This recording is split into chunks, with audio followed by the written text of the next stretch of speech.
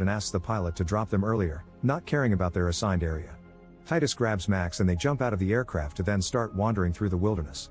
Moments later, they reach the area with the cave and find evidence that Wilzig was there. They decide to enter the cave, and while they look around, they're attacked by a mutated bear known as Yao Guai. Titus's weapon immediately gets destroyed, so he tries throwing a few punches, but they do nothing, so he runs away in fear. The Yao Guai goes after him and quickly knocks him down before it starts shaking the armor. Titus begs for help, so Max comes out and shoots the Yao Guai in the head. Then Max removes the helmet and goes to his bag to find medicine. Titus blames Max for what happened, insulting him while detailing the things they do to squires that fail their jobs. Disgusted by the knight's cowardice, Max decides not to give Titus the medicine, saying he doesn't deserve to be a knight. Once Titus dies, Max takes the armor and tests its strength, bringing down some ruins in the process. Nearby, he notices a chicken collector beating up a salesman, so he pulls him back by his hair and lets the salesman go. However, the chicken collector reveals that he was beating the salesman for molesting his chickens. When Max raises his hands in shame, he discovers his suit contains jets in the arms. After lots of walking, Lucy makes it to the Philly marketplace, but nobody answers her questions when she asks about her dad.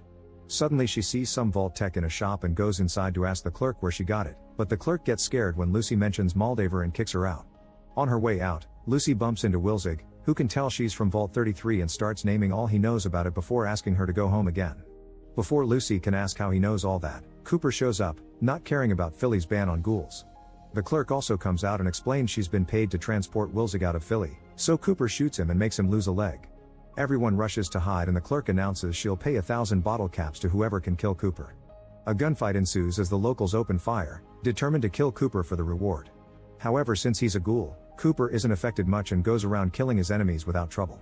Lucy uses the distraction to sneak back into the shop and finds Moldaver's name on the clerk's log. She also finds a gun on the wall and takes it for herself.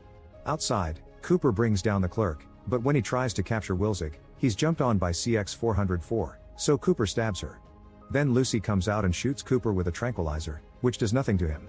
Cooper tries to shoot back, but at that moment Max shows up and pushes her out of the way. He tells Lucy that Wilzig is important, asking her to protect him while he fights. Lucy and the clerk rush to drag Wilzig into the shop while Max goes after Cooper, causing some damage in town as he figures out how to use the armor's weapons. In the shop, the clerk uses a machine to cut off a bit more of Wilzig's leg and gives him a metal prosthetic.